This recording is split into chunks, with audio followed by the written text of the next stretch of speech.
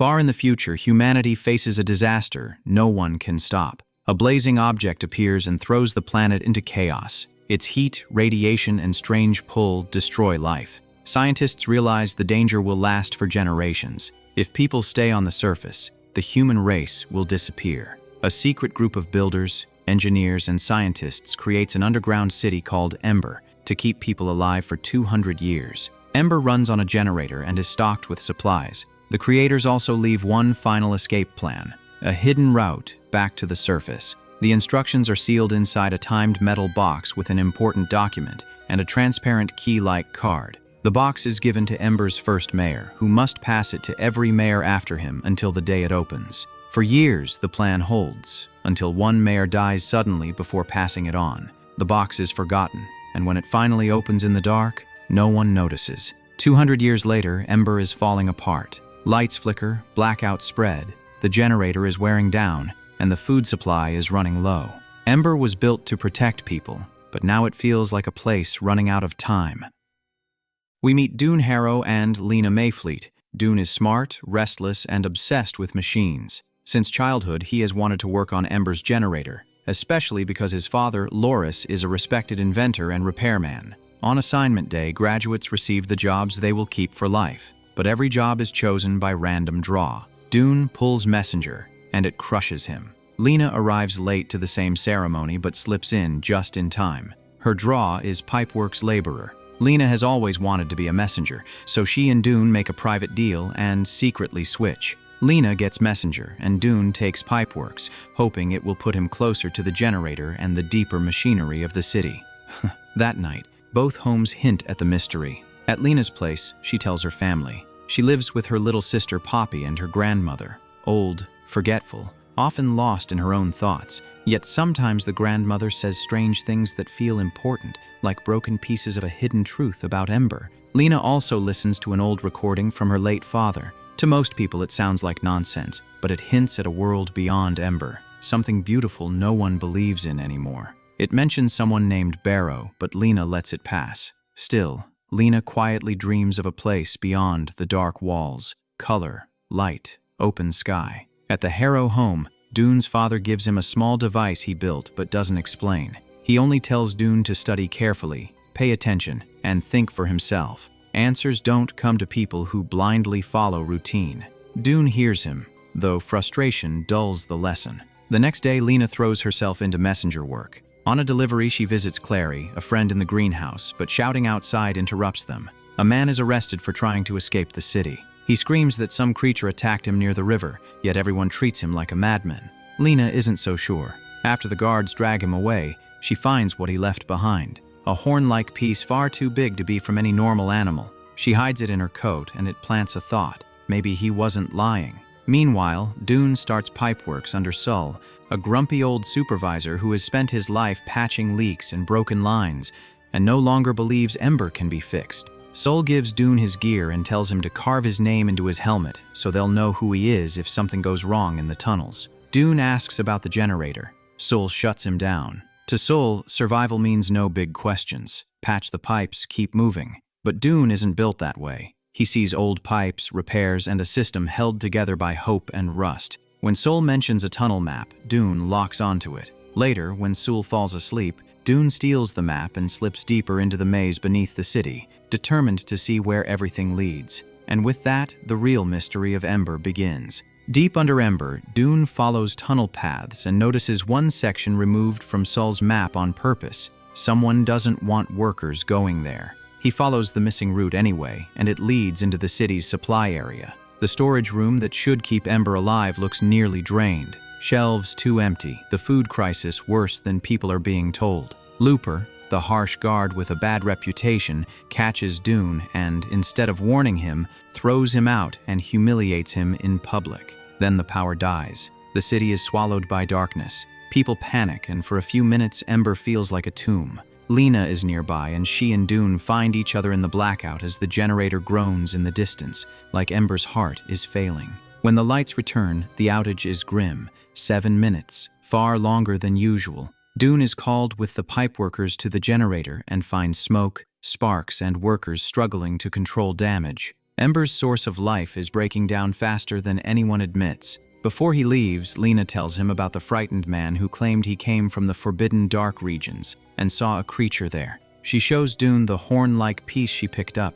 He realizes it looks like part of a beetle, except impossibly large, and can't explain how such an insect could exist in Ember. That night, another clue surfaces at Lena's home. During the blackout, little Poppy is found in a closet holding an old metal box. Lena's grandmother recognizes it as something connected to Lena's great-grandfather, a mayor. Lena doesn't understand why it matters until the next day. As a messenger, Lena delivers a message from Looper to Mayor Cole. In City Hall, she passes portraits of Ember's old mayors and stops cold. Her great-grandfather is painted holding the exact same box. In the mayor's office, Lena sees Mayor Cole hiding supplies in his desk drawers, precious cans and goods ordinary people can barely find. She asks about the boxes in the portraits, but he brushes her off. On the way out, she overhears Looper say the city is going black for good. He covers it up, but the words stick. Back home, Lena opens the box. Inside are torn, faded paper fragments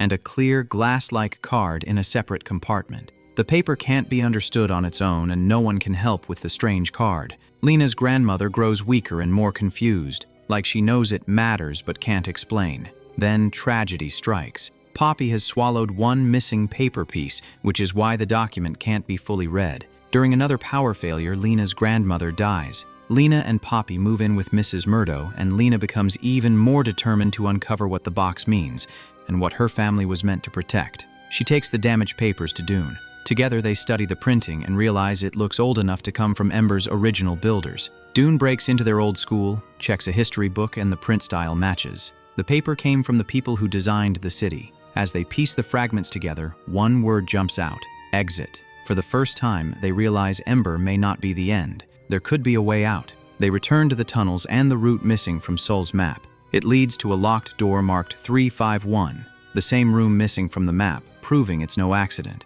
Room 351 connects to the builder's secret. Before they can get inside, danger erupts. Two men carrying stolen canned food appear, then panic and drop everything as something approaches from the darkness. Dune and Lena face a giant mutated beast, part rat and part horror, with a twisted mouth full of tentacle-like flesh. It lunges and chases them through the underground passages, turning the search into a desperate run. They barely escape after a violent scramble through the tunnels and supply area. Shaken, they stop, until Lena notices something deeply personal on Dune's helmet, her last name carved into it. Dune explains the helmet once belonged to a worker who died in the pipes, Lena's father. He was told her father drowned on the job, but Lena knows something is wrong. There isn't enough water in those pipes for a death like that, so the official story may have been a lie. Now, the mystery isn't only about Ember's future, it's also about what really happened in its past.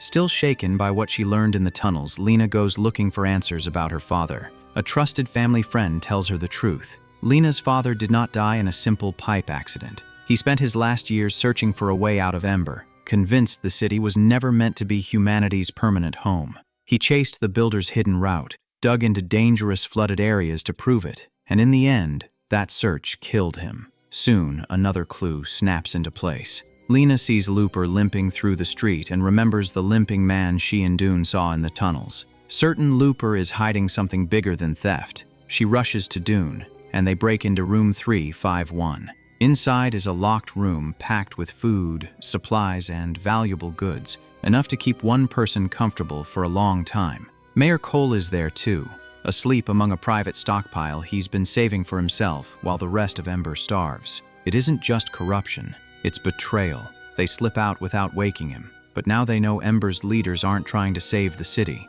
They're preparing to survive its collapse alone. Back at Lena's home, they replay her father's old recordings. Dune recognizes the name being mentioned, Barrow. It connects to his own family. He runs home and confronts his father, Loris, who finally admits the secret he buried. Lena's father and Loris once searched for the exit together. They believed Ember had a path back to the surface, and they risked everything trying to find it. But it ended in disaster. People died, hope turned into grief, and Loris has spent years trying to stop Dune from chasing the same thing. Dune refuses to stop. He tells Loris this time is different because he and Lena have what the older generation never had: the builder's box, the instructions and clues pointing straight at the truth. Mayor Cole pretends to take action, announcing a special effort to investigate the blackouts. Lena doesn't buy it, and soon she sees proof Looper is involved when her friend is carrying rare food that hasn't been seen in years. Looper, the mayor, and the hidden storeroom are tied together, so Lena decides to expose Cole.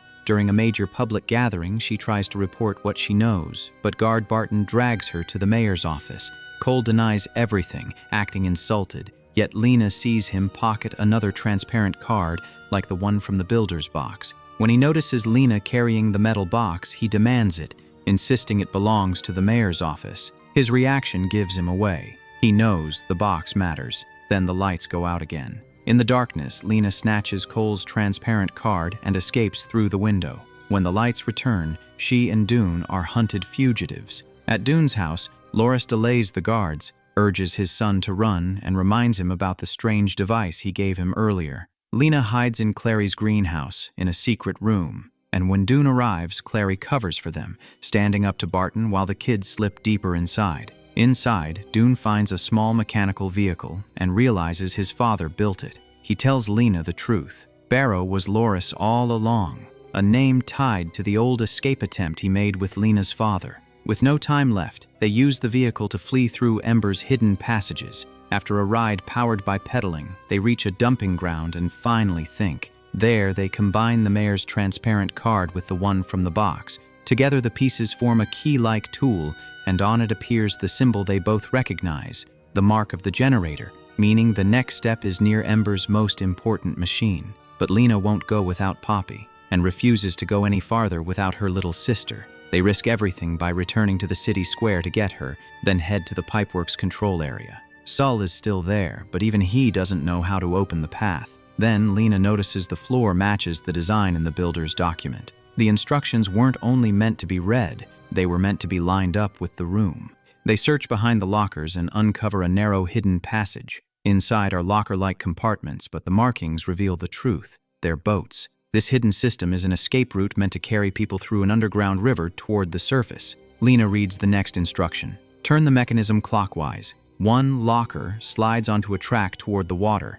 but the river is too low, and the boat is smashed by a giant water wheel. Lena rereads the document and realizes they skipped a crucial step. To raise the river and open the path properly, they must access the emergency control room. Dune spots the generator symbol near a nearby chamber. At last, they know where to go next. At last, the strange pieces they have been carrying finally make sense. Dune joins the two transparent cards and uses them like a key. With Lena and Poppy beside him, he opens the hidden control room tied to Ember's underground machinery, the system the builders left to power the final escape route. Following the instructions, they activate the controls for the massive water wheels beneath the city. For a moment, it seems like they've done it. Then everything goes wrong. Pressure slams through the system. Wheels strain, pipes shudder, and across Ember the lights flare brighter than ever before, then burst and fail. Water forces its way through weak points, and parts of the city begin flooding. What should open the path to freedom now looks like it might destroy Ember completely. Mayor Cole takes one look and runs. Instead of helping, he heads for the secret storeroom he filled with stolen food and supplies, choosing selfish survival to the end. But greed catches up to him. Inside room 351, one of the giant mutated creatures is already there, waiting among the goods he hoarded. Cole locks himself in, thinking the room will save him, and it becomes his tomb.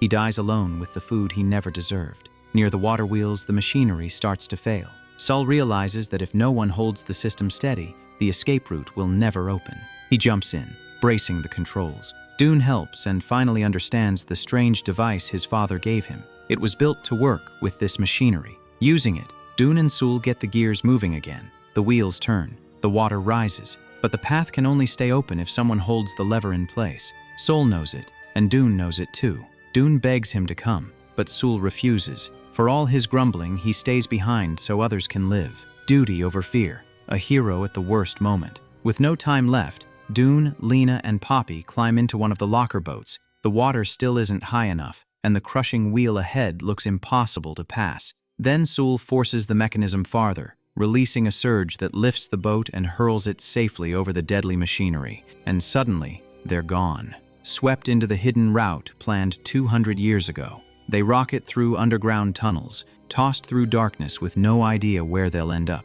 It's loud, violent, and completely out of their control until the chaos finally fades and the water carries them into a quiet pool. They find steps, reach a small chamber, and Dune lights candles. Together they climb higher, drawn by a cool breeze. It leads to a door. Outside, they freeze. At first, all they see is darkness, and it feels like a terrible mistake. Then, morning comes. The sun rises. For the first time, they watch the sky brighten over a living world. Trees, grass, open air, water, birds. The land isn't dead. It's beautiful. It's alive. Lena's father was right. The builders were right. Ember was never meant to be forever. A bird vanishes into a deep opening nearby. Looking down, they realize they're high above Ember itself, the city still buried below, glowing faintly like a trapped memory. Now they face one last problem. The people below don't know the world above is safe. So Lena and Dune write a message, attach it to the builder's map, tie it to a rock, and drop it into the darkness. By luck, it reaches Loris. Hope finally travels back to the city. Ember is no longer a prison. A path to the surface exists, and after generations underground, humanity is given another chance to step back into light, air, and life. A forgotten promise, finally fulfilled.